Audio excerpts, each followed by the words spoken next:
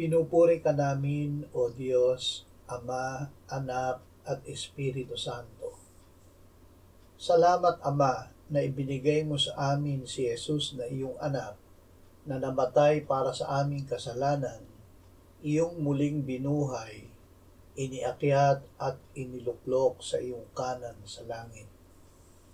Salamat na ibinigay mo sa amin ang iyong banal na Espiritu, at sa pamamagitan niya ay ibinuhos mo ang iyong pag-ibig sa aming puso.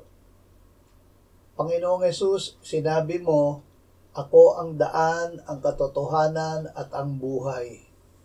Walang sino man ang makalalapit sa Ama kundi sa pamamagitan ko.